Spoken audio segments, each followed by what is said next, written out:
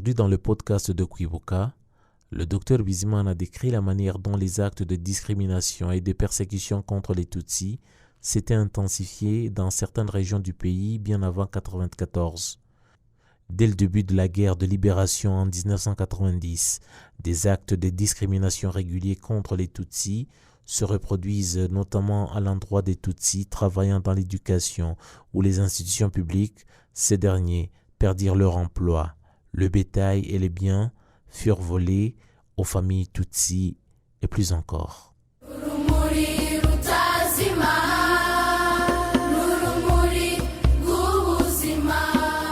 Les faits marquant l'exécution du génocide commis contre les Tutsis le 29 avril 1994. Le massacre de Tutsis a eu lieu au camp militaire de Butotori dans le district de Rubavu.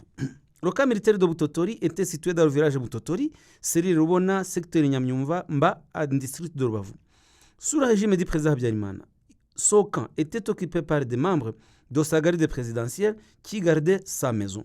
Ce sont ces mêmes militaires qui ont tué des Tutsis dans ce camp beaucoup plus tard, en 1994. Dans ce camp militaire de Butotori, y ont été aussi organisés un grand nombre de réunions qui planifiaient le génocide, dans lesquelles participaient des militaires de haut rang, comme le colonel Tony Sebagosora et le lieutenant-colonel Anatole Nsengiyumva et d'autres politiciens, notamment Joseph Nzirora et bien d'autres. Dans ce camp militaire, étaient également organisés des entraînements militaires dispensés aux Interahamwe par ces mêmes militaires dans le but d'exterminer les Tutsis. Le 29 avril 1994, y ont été tués des Tutsis, dont la famille d'Onyaruzungu Rohan, celle de Karikezi Jonathan, et le nommé Babonamhoze André et son enfant, et bien d'autres.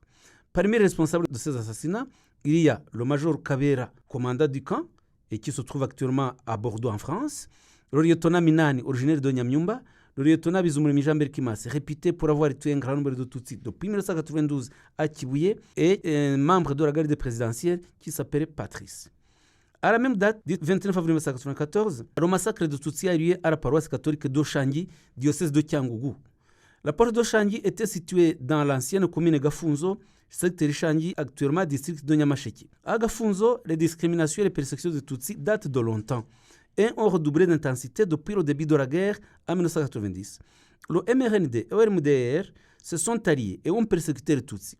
Dans la commune Gafunzo, en 1992, les Tutsis qui avaient pu poursuivre les études et qui avaient du travail ont commencé à être licenciés ou démis de leurs fonctions, comme les enseignants. Les Hutus qui avaient épousé des femmes Tutsis ont été priés de répudier les épouses pour s'en séparer définitivement. Le conseil Bachamurwa Ngwaniset a donné l'exemple et répudia son épouse pour la seule raison qu'elle était Tutsi. En 1993, les entraînements des Interahamwe commencèrent dans les différentes localités. Ceux de Gafunzo étaient entraînés à l'usine de Shagasha. Le directeur de cette usine était un Sabimana Kariste, originaire de Gisenyi, et qui clamait publiquement qu'il détestait les Tutsis.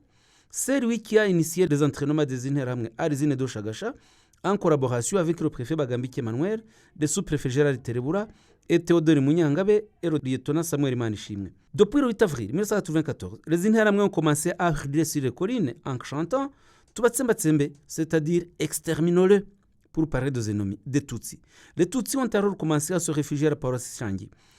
Parmi ceux qui hurlaient et chantaient de cette façon, il y avait des Hutus du clan Abanyumu et des barrières ont commencé à être installées à plusieurs endroits.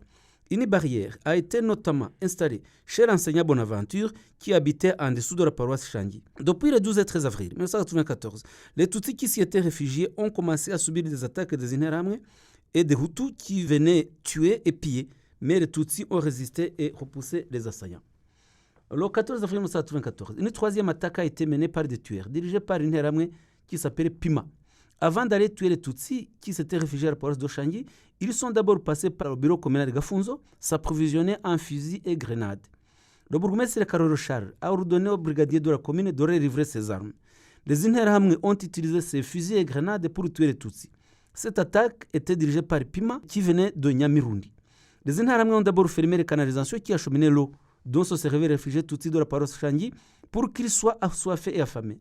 Ceux qui essayaient de rejoindre le lac Kivu qui se trouvait en dessous de l'église ont été tués en cours de route avant d'y être arrivés. Le 18 avril, une délégation de la préfecture dirigée par le sous-préfet Munyangabe, Théodore, est venue tenir une réunion avec les conseillers à qui il fut demandé de dresser la liste de tous les Tutsis qui ont quitté leur domicile et l'endroit où ils se sont réfugiés.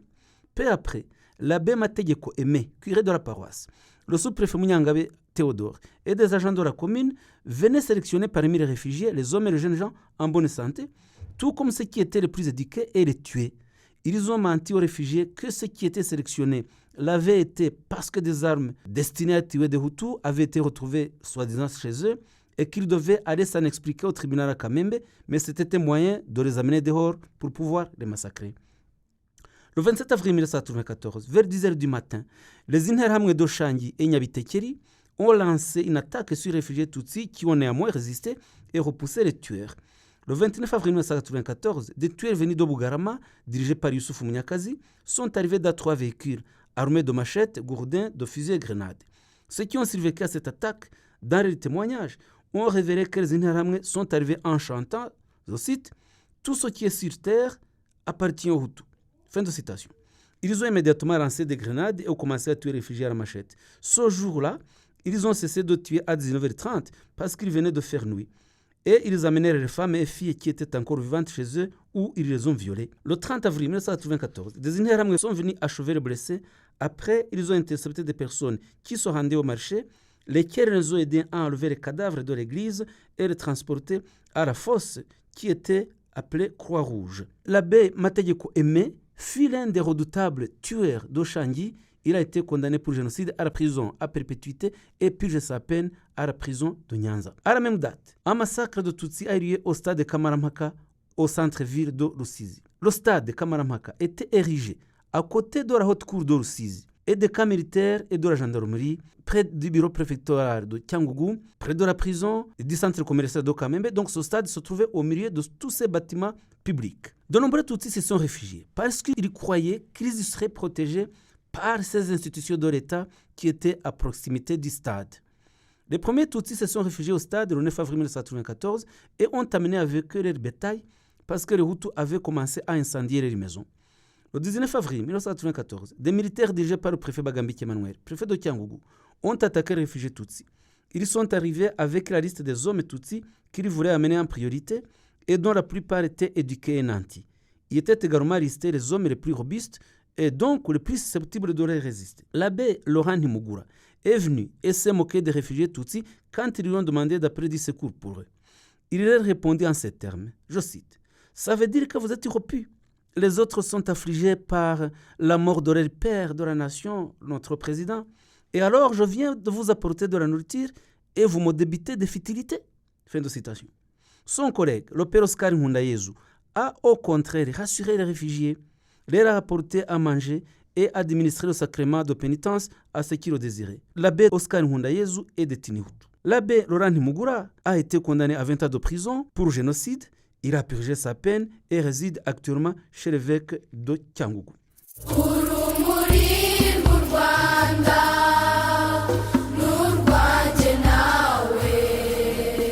Merci d'avoir écouté ce nouvel épisode du podcast Kwibuka.